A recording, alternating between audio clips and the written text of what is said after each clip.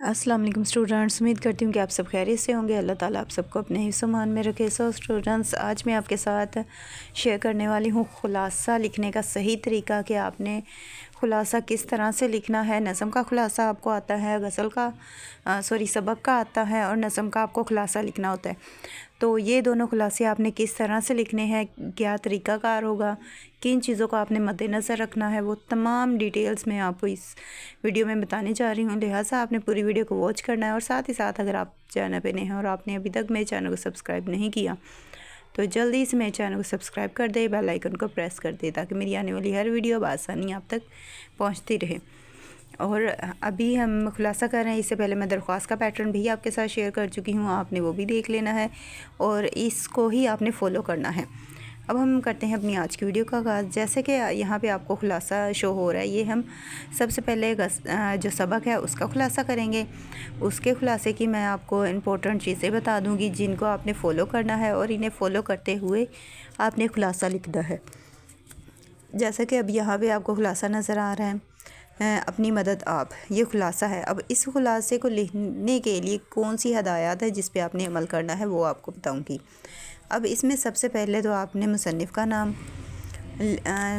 नाम बताना है कि किस मुसन्निफ़ का है। उसके बाद आपने खुलासे का आगाज़ कर देना है, यानी कि मुसन्निफ़ कहता है कि जो भी वो कह रहा होगा वो सारी ही चीज़ें आपने यहाँ पे एक्सप्लेन कर देनी है। अब कुछ ज़रूरी इन्फॉर्मेशन बता देती हूँ आपको।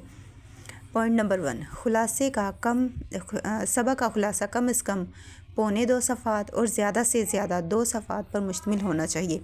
यानी कि खुलासा आपने 2 सफ़ों तक लिखना है, इतना लंबा आपका खुलासा हो कि वो 2 सफ़ों पर मुकम्मल आ जाए। सबक का खुलासे में मौजूद तारीख़, मशहूर वाक़यात, मशहूर शख्सियात और मशहूर जगहों के नाम को मार्कर से हाईलाइट करना है आपने। यानी कि अगर कोई भी तारीख़ आ जाती है, किसी शख्सियत का नाम आ जाता है तो उसे आपने मार्कर के साथ हाईलाइट करना है। अब है पॉइंट नंबर 3, तरतीब सबक का ख्याल रखें। पहले की बात बाद में और बाद की बात पहले ना करें। यानी कि जो बात पहले की जा रही है वो पहले ही आपने बतानी है और जो बाद में हो रही है वो बाद में ही बतानी है। पॉइंट नंबर 4, कोशिश करें कि पैरे इस सवाल में माखिज़ और मुसन्निफ़ का तज़किरा ना करें, क्योंकि इनका तज़किरा ना भी किया जाए तो बेहतर है। ऐसा करने से वक्त का ज़िया भी नहीं होगा और सबसे बढ़कर इन 2 चीज़ों मुसन्निफ़ और माखिज़ के नंबर मार्क्स नहीं होते। इसलिए ऐसी चीज़ों पर वक्त सिर्फ़ करने की बजाय इन चीज़ों के लिखने पर तवज्जो करें जिनके नंबर्स होते हैं। यानी कि आपने उन चीज़ों पर ज़्यादा फोकस करना है जिनके मार्क्स मिलते हैं, उन चीज़ों पे नहीं करना जिनके मार्क्स नहीं मिलते। पॉइंट नंबर 5, खुलासा लिखते वक्त हर 6 से 7 सतूर लिखने के बाद पैराग्राफ फिल कर दें। यानी कि आपने जब खुलासा लिखना है तो उसमें 6 से 7 लाइनें जब हो जाएंगी तो आपने एक पैरे को ख़त्म कर देना है, उस पैरे को वहाँ पे फिनिश कर देना है। पॉइंट नंबर 5, खुलासा ये हो गया को ख़त्म करने की कोशिश करनी है। यानी कि 6 से 7 लाइनों के बाद पैरे को ख़त्म करने की आपने कोशिश करनी है और 2 सफ़ात तक इसी तसलसल को बरकरार रखना है।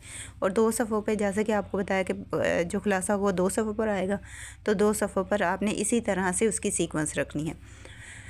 पॉइंट नंबर 6, सवाल के इख्तिताम पर मार्कर से यूँ लाइन लगाएं। यानी कि जब आप खुलासा कंप्लीट लिख लेंगे उसके बाद आपने इस तरह से मार्कर से नीचे लाइन लगा देनी है कि यहाँ पर यह खुलासा फ़िनिश हो गया।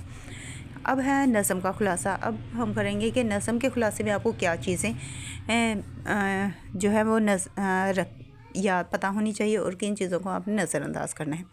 फ़र्स्ट ऑफ ऑल यहाँ पे जैसे कि आपको मैं शो करवा रही हूँ खुलासा जिसका अपडे करना है। जैसे कि हमारी नज़म है बरसात। अब बरसात का जब हम खुलासा करेंगे तो सबसे पहले तो इस तरह से हमने खुलासा लिखा, उसके बाद शायर कहता है कि ये सारा कर आपने लिखना है। अब इसकी जो ज़रूरी हदायत हैं वो सुन ले। पॉइंट नंबर 1, नज़म का खुलासा कम से कम 8 और ज़्यादा से ज़्यादा 10 सतूर पर मुश्तमिल होना चाहिए। यानी कि आपने 8 लाइनें या 10 लाइनें इसके लिए यूज़ करनी है। आपका खुलासा इतना लंबा होना चाहिए कि वो 8 लाइनों या 10 लाइनों पर पूरा आ जाए। पॉइंट नंबर 2, खुलासा नज़म अगर मुख्तसर और नज़म पर पूरा उतरता हो तो इससे पूरी नज़म वाज़िया तौर पर समझ आ जाए तो इसके को पूरे नंबर्स दिए जाते हैं। यानी कि आपने खुलासा इस तरह से लिखा है कि उसका पूरा मफ़हूम समझ आ रहा है, वो समझ आ रहा है कि क्या चीज़ उसमें एक्सप्लेन की गई है, तो आपके उसमें फुल मार्क्स आ जाएंगे। पॉइंट नंबर 3, खुलासा नंबर मतलब कि खुलासे के जो मार्क्स होते हैं वो 5 मार्क्स होते हैं। पॉइंट नंबर 4, नज़म का खुलासे को एक भी पैराग्राफ में लिखा जाए, यानी कि एक ही पैरा की सूरत में आपने वो मुकम्मल खुलासा लिख देना है। इसमें आपने सब पैराग्राफ्स नहीं बनाने, जैसे कि हम सबक के खुलासे में पैराग्राफ्स बनाते हैं, तो नज़म के खुलासे में आपने एक ही पैरा बनाना है, उसमें ही पूरे खुलासे को एक्सप्लेन कर देना है। और यहाँ पे भी जब आप खुलासे का एंड करेंगे तो एंडिंग पे आपने